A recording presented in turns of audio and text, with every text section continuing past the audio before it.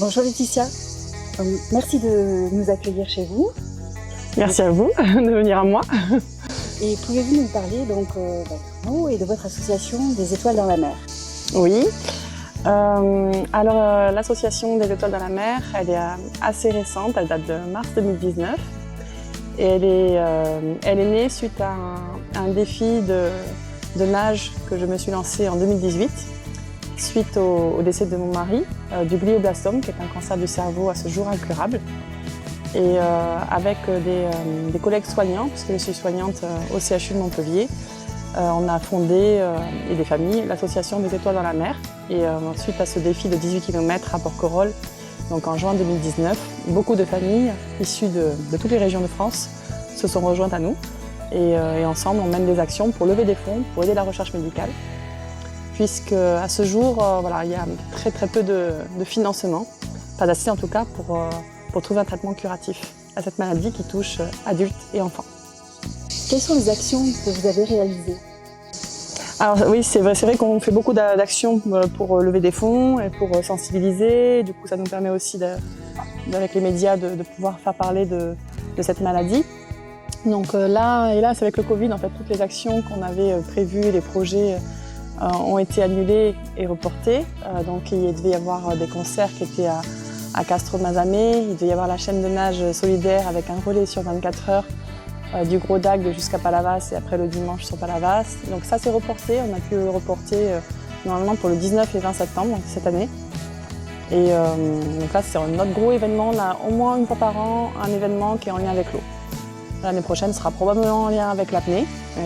Et voilà, l'idée c'est que tout le monde puisse participer, il n'y a pas de chronométrage. Là c'est vraiment un relais solidaire qui est accessible à tous les niveaux puisque ce sera possible à partir de 50 mètres sur des petites distances, un nageur à la fois. Donc voilà, ce sera vraiment quelque chose qui mélangera des nageurs professionnels puisque pour le relais de nuit, pour le coup, ce sont des nageurs qui sont très expérimentés, qui ont fait la Manche, qui viennent un peu partout, de Suisse, d'Angleterre et de toutes les régions de France.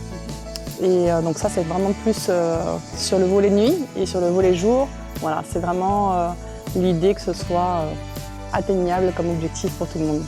Et donc c'est le prochain challenge qui oui. aura lieu donc, en septembre? C'est ça, en septembre, oui, tout à fait. Avec un départ du Gros d'Agde, puisqu'on est associé à l'événement de l'Open Swim Star qui a lieu dans toutes les villes de France. En fait, il y a des traversées de villes qui se font. Et il y a une traversée qui se fait le samedi, donc 19 septembre, du Gros d'Agde. Et donc toute la journée du samedi, on aura un stand d'information et de vente de goodies aussi, puisqu'on a beaucoup de goodies. Et le départ se fera le samedi soir là-bas, de nuit, jusqu'au dimanche matin sur Palavas. Et la journée de dimanche 20, ce sera vraiment la grosse journée de cet événement avec des relais en permanence sur des distances, avec une inscription en amont par contre parce que les places sont limitées. D'accord, c'est un beau programme donc. Oui.